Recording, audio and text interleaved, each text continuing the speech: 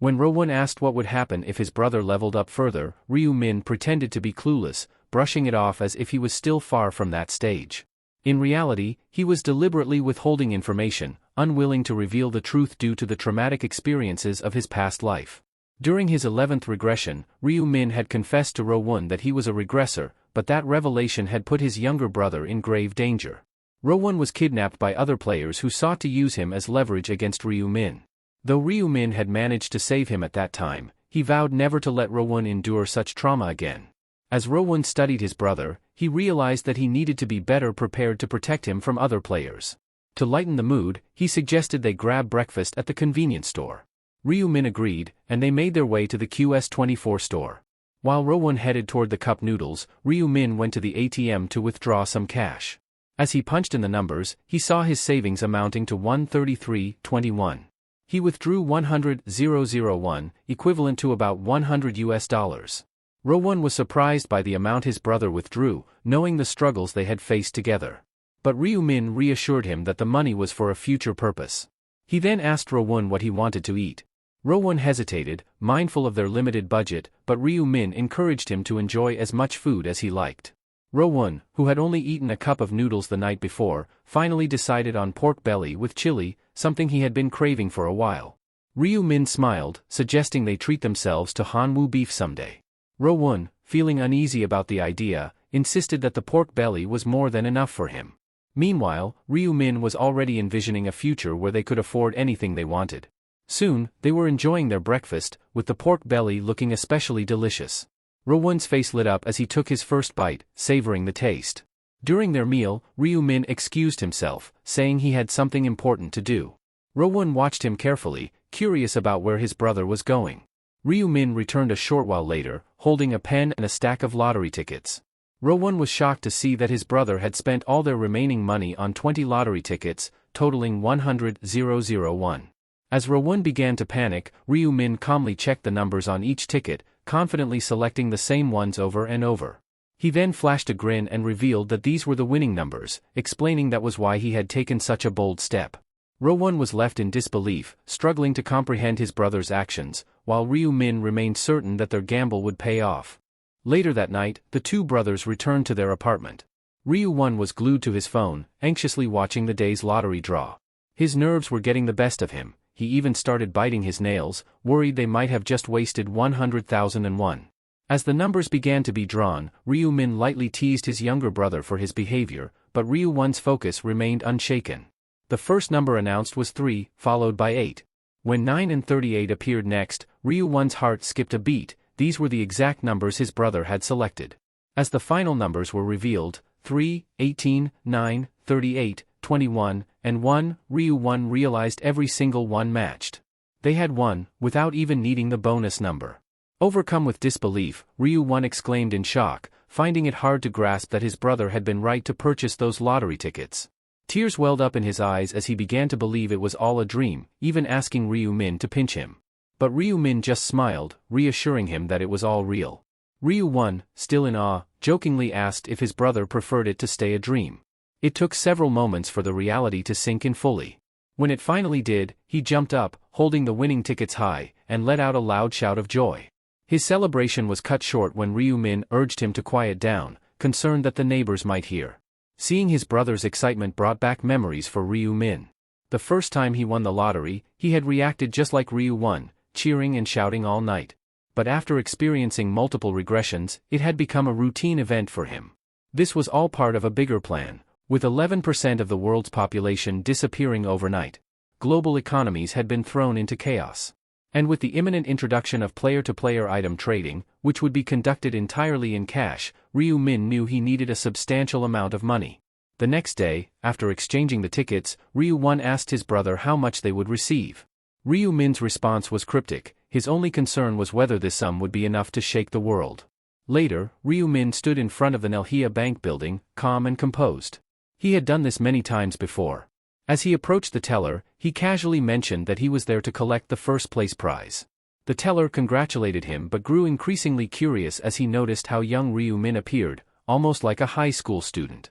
The teller then asked where Ryu-min had purchased the winning ticket, and Ryu-min's nonchalant response took the man by surprise. The bank teller suddenly remembered something his colleague had mentioned earlier about the unusually high number of winning tickets in this particular draw, 115 in total. What made it even stranger was that 100 of these tickets had been purchased from a single store, and all on the same day by just one person. The teller recalled that his colleague had told him to treat anyone coming to claim these winnings as a VIP, regardless of the situation. As he stood there, lost in thought, Ryu Min interrupted his reverie. The teller quickly apologized and asked Ryu Min to wait for a moment. Soon after, a man entered the room, introducing himself as Gwon Junho, the president of Nangjia Bank. Recognizing Ryu Min as the winner of multiple lottery tickets, President Junho personally greeted him and extended his congratulations. He then invited Ryu Min to follow him to a more private area. President Junho led Ryu Min to a room where the team responsible for managing lottery ticket sales was stationed. As they entered, a woman greeted them and, noticing Ryu Min, questioned who he was, speculating that he might be the president's son. President Junho quickly clarified, introducing Ryu Min as one of their VVIP clients there to claim his prize. He instructed the woman to ensure Ryu Min's comfort. When the woman learned that Ryu Min had won with 100 lottery tickets in a single sitting, she was initially taken aback but quickly composed herself. She invited Ryu Min to sit and offered him something to drink, but Ryu Min was focused on one thing, collecting his winnings as soon as possible. The woman began the process by verifying the NATO tickets. Ryu Min handed them over quickly, and as she examined the stack, she couldn't help but find the situation almost surreal. She had never encountered anything like this before and briefly entertained the thought that Ryu Min might somehow have known the winning numbers in advance. After a short while, she confirmed that all the tickets were genuine. When Ryu Min inquired about the amount he would be receiving, the woman hesitated, momentarily overwhelmed by the figure. Finally, after a brief pause, she informed Ryu Min that his winnings amounted to approximately $22.5 billion. The winnings totaled over $16 million, an incredible rags-to-riches story. After taxes, Ryu Min ended up with 15 billion won equal to $11 million. Once the reward was in hand, things moved quickly. That same evening, Ryu Min busied himself with purchasing a new home for them and setting up a stock trading account. He planned to increase his Bitcoin holdings and invest in stocks since he knew Bitcoin's value was predicted to skyrocket by 500% during this time of year. A few days later, the brothers discussed their future plans. Ryu Min showed Ryu Won some pictures of their new home, a place so luxurious that Ryu Won had only ever seen such houses in magazines. However, something puzzled Ryu Won. Despite having more than enough money, his brother had chosen to rent the house instead of buying it outright. Ryu Min explained that they were temporarily low on cash because he had invested everything, $14 million, into Bitcoin.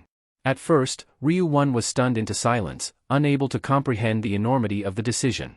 But Ryu Min, confident in his knowledge of future events, assured his brother that this was the right move.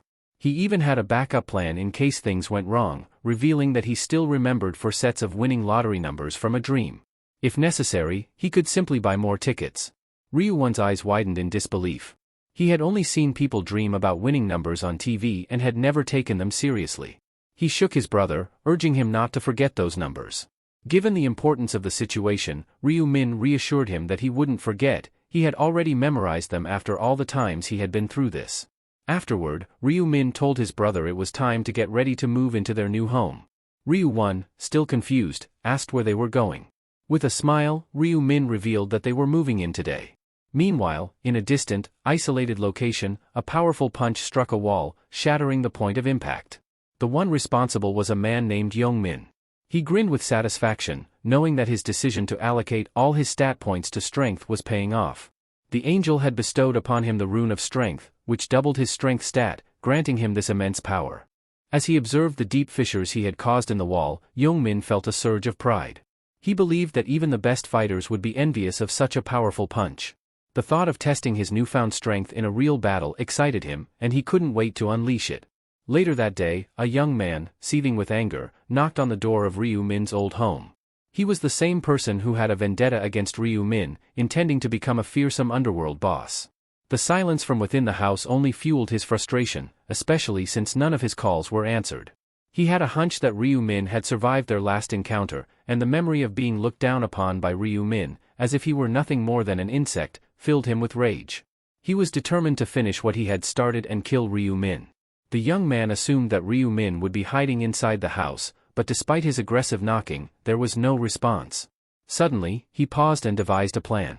He loudly declared that he was leaving since no one was inside, hoping to lure someone out by pretending to depart. He waited, listening for even the slightest sound from within, ready to blow the door apart. However, before he could act, an elderly man approached and asked what he was doing in front of his neighbor's door. The young man, annoyed, asked why the old man cared. The elderly man, who turned out to be the landlord, inquired if the young man was there to see a friend. Seizing the opportunity, the young man lied, claiming to be a friend of Ryu Min, and asked the landlord to open the door so he could check on his friend after losing contact. However, the landlord revealed that Ryu Min had moved out, leaving the young man infuriated. He believed Ryu Min had run away without a word, fueling his anger even further. Meanwhile, Ryu Min and Ryu Won stood in awe before a towering, sophisticated skyscraper. "This place is just too tall," Ryu Won remarked, amazed as they walked through the revolving doors. His amazement only grew as he watched his elder brother receive special access passes, reserved for the building's owners. Seeing the security guard verify their identities added to his sense of wonder. It was all so new to him. As they entered the elevator, Ryu Min couldn't help but express how incredible the place was. They were heading to the 43rd floor, where they would be staying. When the elevator doors opened, they were greeted by a spacious and luxurious apartment, a far cry from their previous living conditions. The contrast between their old life and this new beginning was stark, and Ryu Won could hardly believe they were really here.